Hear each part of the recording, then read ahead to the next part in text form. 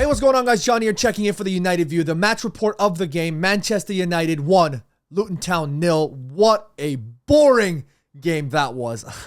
I was trying my best to keep the live stream positive, keep the live stream energetic. It was really, really hard to do so.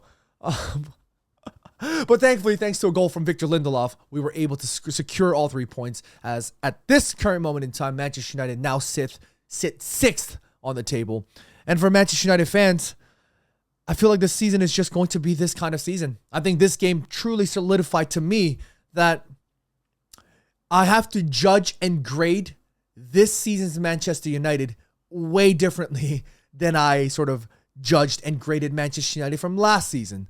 This season, it seems like this is just going to be a story filled with lost opportunities, missed chances, injuries upon injuries upon injuries. I want to talk about the game a little bit later, but I think that blow to Christian Eriksen is going to be massive, a huge dent for Manchester United, and he's going to be sorely missed. He was finally picking up some decent form. It was like last season. In January, he was looking great, and then he picked up that injury where he was out for a very long time.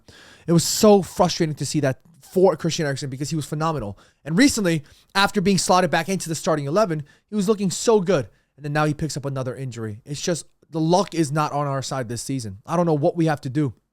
I don't know what we have to do to stop these injuries. But it seems like for Manchester United, it's just a reoccurring theme week in, week out. And it is so frustrating. But going back to the game, first half, I thought Manchester United were a lot better in terms of dominating possession, in terms of trying to create more chances. But despite having the opportunities to potentially have a flying start, Manchester United just could not put the ball in the back of the net. Let alone, we couldn't even test the keeper. Every shot, especially from the likes of Garnacho, Marcus Rashford, Bruno Fernandes in particular, every shot was going into row Z. It was so frustrating because the legs are fresh. It shouldn't be about legginess that they're like skewing these shots. But it was going all the way up. All the way up. You know, I know it's a difficult thing to try and, score goals. It's not easy. Scoring goals is one of the hardest damn things to do in the world of football. But we have to do better there. We're Manchester United. These are standards that we should have been just absolutely, holding. Let alone maintaining. Unfortunately, Manchester United couldn't score. And I was getting worried after Christian Eriksen got injured. I was worried. I was thinking, oh my God. Are we going to be in a position now where we're going to allow the opposition to slowly creep in? We're going to allow the opposition to slowly find their way back into the game? Because we've seen that many times throughout this season. And the second half started, and Luton Town didn't really do all that too much, respectfully, but they definitely played better in the second half than they did in the first half. They definitely started asking a lot more questions of Manchester United. And I was getting real nervous at this point in time. I was thinking, oh my days, please, please, please, please, please, Manchester United, don't do this. And we weren't all that good. We were putting in decent crosses. I thought Marcus Rashford down the right-hand side was much better. Reguilon got involved very, very well. Diogo Dalot playing on the right back role obviously limits him from playing these hero ball moments. But despite the more natural flow of game with putting more lethal, more number of crosses into the box, we just couldn't convert it. And thankfully, following a great passage of play from Mason Mount and Marcus Rashford, who whipped in a low ball into the box, just filled with numbers in there, Victor Lindelof was able to find the spill and put it in the back of the net. And thankfully, the goal went in. But literally after that, there's really nothing much to talk about. Truly nothing much else to talk about. The only thing I maybe could talk a little bit about is Mason Mount. I thought prior to Mason Mount coming on, I thought Harry Maguire was going to be the man of the match. He was having a phenomenal game. Prior to that, prior to the goal, I thought maybe we could have a shout for Victor Lindelof. And Jimmy, who was doing the live stream with me, thinks that Victor Lindelof should deserve the man of the match after also even scoring the goal alongside a great defensive performance. But for me, Mason Mount definitely deserves the man of the match because I think he's so overlooked. He needs more game time. I truly believe that. I really, truly believe that Mason Mount deserves more game time. He's such a bright player. He is such a talented player. He has the experience. He has the young age by his side. He has every element to be a really solid, effective, efficient system player for this Manchester United squad. You saw how well he was linking up play. You saw his vision. You saw his calmness. You saw his robustness.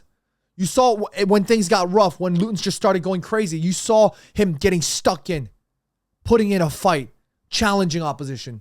You saw these things. And you want to see Mason Mount give him more chances.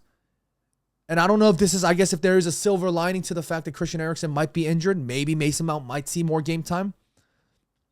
But conversely speaking, now that Christian Eriksen's out, then if Mason Mount plays, then Scott McTominay is going to probably have to play in the double pivot because Amrabat's not seeing game time. Casemiro's going to be out. Now it's a different start. This is a different setup, different 11. Then that might expose Mason Mount. That might expose Bruno Fernandes. And then now we might be in a position where we're looking bad again. You know what I mean? This is what I'm saying. All of these injuries are just continuously killing us. And it's inhibiting Erik ten Hag from playing some of these players, his players, to their full potential in some ways. Right? And it's just a confusing predicament for Erik ten Hag and Manchester United. And I want to see Mason Mount play. I really do. I truly think he has a future, a bright, bright future. And I'm 100% certain of that.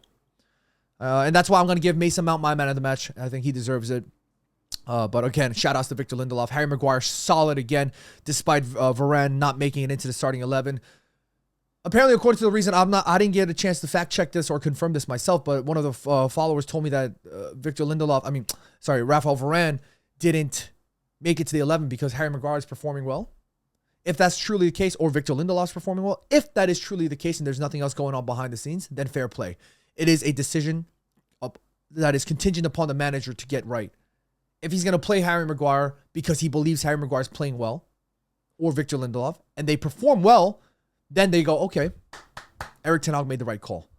But if Harry Maguire and Victor Lindelof play ahead of Raphael Varane, and either of the starting center backs don't play well, then the pressure is on Erik ten Hag to come and say, look, maybe Varane should have played. Varane didn't play well last time he featured. He came on as a multiple Champions League winner. You expect a little bit better from Raphael Varane. He came on, he looked a little shaky, he looked a little nervous, and then he fed that ball, that awkward, lofted ball with no pace, no conviction behind it to Harry Maguire and put him in a really tough situation, and Man United conceded. I don't know.